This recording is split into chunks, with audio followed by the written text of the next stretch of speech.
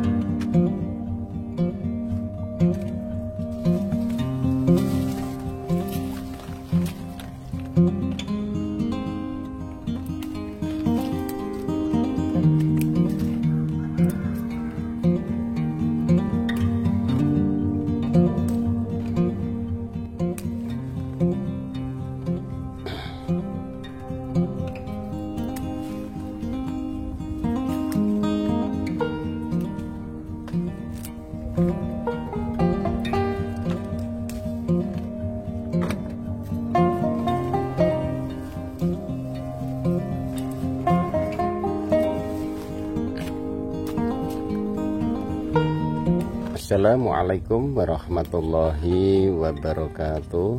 Bismillahirrahmanirrahim. Allahumma sholli ala Sayyidina Muhammad wa ala ali Sayyidina Muhammad. Berjumpa kembali dengan saya Heri Petani Indonesia. Teman-teman, pada kesempatan kali ini seperti biasa saya sedang melakukan pemanenan, dan untuk pemanenan kali ini yang saya panen varietas cabai kaliber teman-teman. Dalam video saya kali ini saya tidak hanya membahas masalah pamanannya teman-teman, tapi di sini saya juga ingin membahas masalah penyakit antraknosa. Dan alhamdulillah penyakit antraknosa yang kemarin pada waktu beberapa hari yang lalu menyerang tanaman cabai tidak menular teman-teman. Ini penyakit antraknosa itu seperti ini, beda dengan alat buah. Jadi buahnya langsung menghitam seperti ini. Kemarin kalau tidak dilakukan mungkin tanaman cabai ini sudah habis. Makanya lakukanlah, coba dengan fungisida ataupun dengan bakterisida yang selama ini belum pernah teman-teman coba. Kadang-kadang harga yang mahal itu pun juga belum tentu bagus. Makanya penanganan harus cepat, tepat, dan juga menggunakan metode-metode yang benar, yaitu dengan cara membersihkan paret ataupun jarak antar bedengan. Kemudian buah yang sudah terindikasi terkena serangan praktek harap dibersihkan dulu. Misalnya habis spray, besok misalnya ada beberapa buah lagi harus dibersihkan. Tujuannya apa? Agar tidak terjadi penularan kembali. Jadi memutus mata rantai jamur itu tidak bisa hanya dilakukan penyepraian, tapi di buahnya pun juga harus dibersihkan. Yang jatuh-jatuh di bawah pun juga harus dibersihkan. Itu tata cara kami.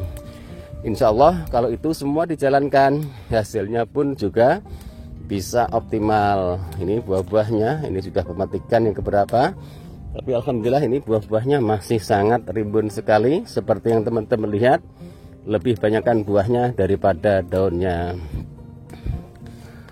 Proses jangka panjang untuk lahan itu pun juga sangat membantu sekali untuk keberhasilan budidaya tanaman cabai. Bukan berarti lahan sudah diproses, sudah jadi, kemudian ditinggalkan. Tidak teman-teman, tapi usahakan menanam tanaman cabai itu harus pakai peling yang tepat.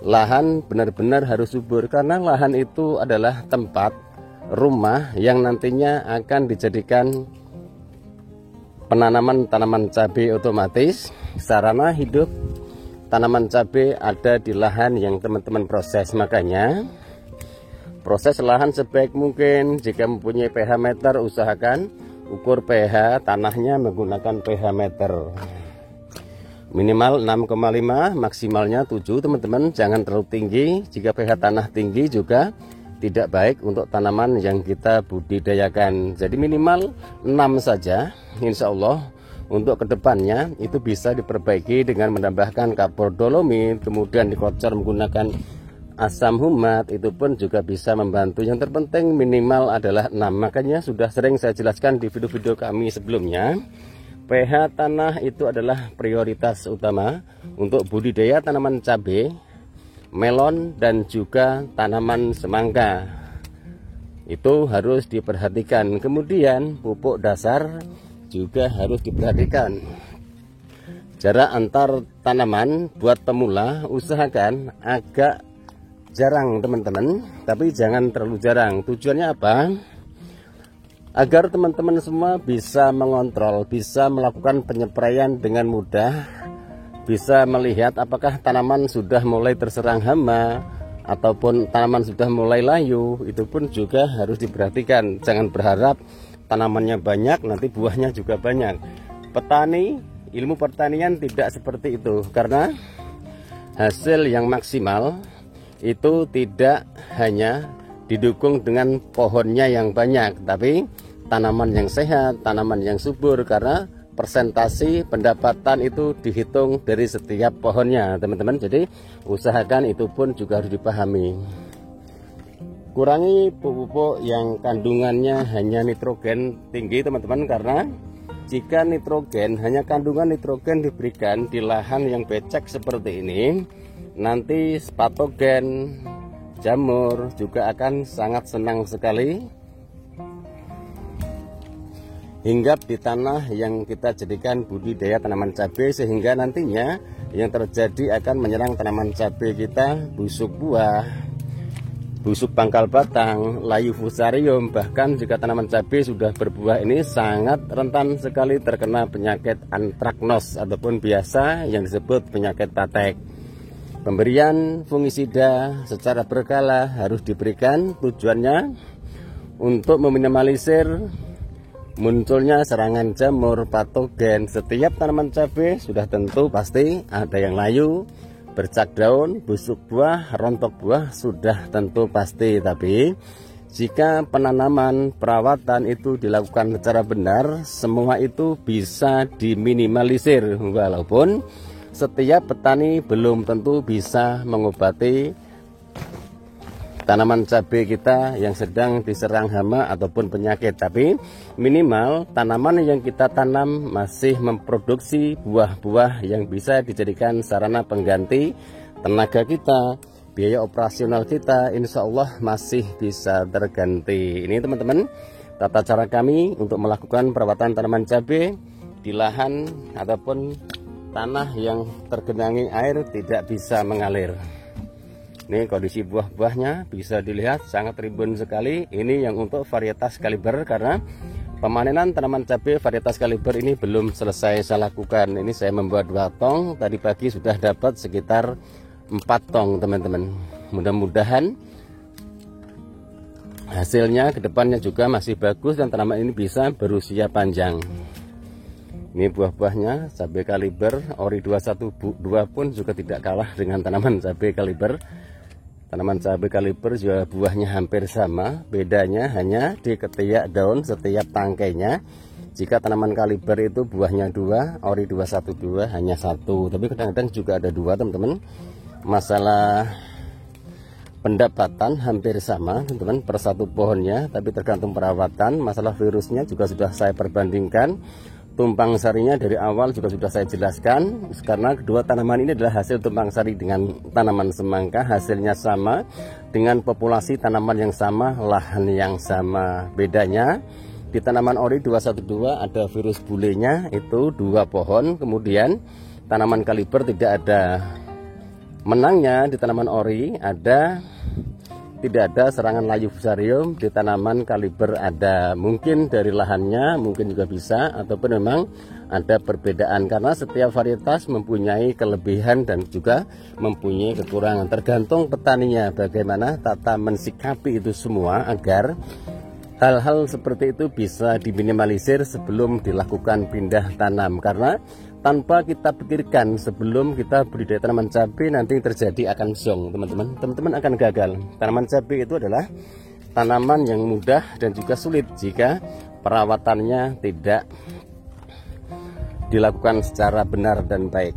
Benarnya juga kita juga tidak tahu. Yang penting kontrol tanaman cabai tersebut, sesuaikan pemberian nutrisi, kemudian kalsium dan kaliumnya, kemudian fungisida dan insektisidanya secara beraturan, buat interval yang selalu konsisten, tidak dirubah-rubah. Kemudian fungisida jangan bermacam-macam, usahakan penyempraian itu dilakukan secara tunggal, boleh dicampur dengan kalium dan nutrisi, itu tidak apa-apa, tapi jangan dimix gini loh teman-teman. Kadang-kadang menanam cabai selalu ada kata-kata mempersingkat waktu. Nah, itu kadang-kadang tidak tepat untuk tanaman cabai kita. Di saat penyakitnya bisa disembuhkan, biasanya kalau overdosis akan muncul ataupun timbul masalah baru. Dan ini ada antraknos yang kemarin belum saya petik teman-teman, tapi alhamdulillah tidak terjadi penularan.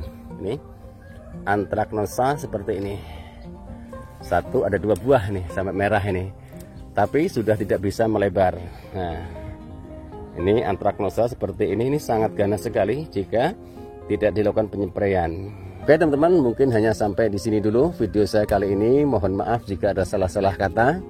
Niat kami di sini hanya ingin berbagi pengalaman, tidak ada niat kami sedikit pun untuk menggurui Anda semua, karena YouTube tempatnya kita sharing bersama, berbagi pengalaman. Saya pun juga masih banyak belajar dari teman-teman semua. Yang sering saya bilang, petani itu tidak ada ahlinya, semua masih tahap pembelajaran. Karena semakin banyak tanaman cabai dibudidayakan, endemik penyakit pasti semakin meningkat. Maka dari itu, persiapkan segala sesuatunya jika ingin melakukan penanaman tanaman cabai. Kemudian lihat lingkungan, apakah tanaman cabai di sekitar teman-teman semua mulai terjangkiti penyakit virus, kemudian virus kuning, kemudian penyakit antraknos ataupun yang biasa disebut tatek, itu pun juga harus dilihat. Kemudian pergunakanlah fungisida dan insektisida yang belum dipergunakan oleh petani-petani lain. Jadi jangan disamakan teman-teman. Kalau bisa, jika menanam tanaman cabai misalnya di sekitar teman-teman menggunakan insektisida apa, kemudian kandungannya berapa, kalau bisa usahakan yang lebih tinggi teman-teman. Insya Allah tanaman cabai teman-teman juga akan aman. Terima kasih atas segala support dan doanya. Mudah-mudahan kebaikan teman-teman semua senantiasa Allah ganti dengan rezeki yang berkah, disehatkan badannya, dan senantiasa selalu dalam lindungan dan naungan dari Allah Subhanahu wa taala. Wabillahi taufik wal hidayah. Wassalamualaikum warahmatullahi wabarakatuh.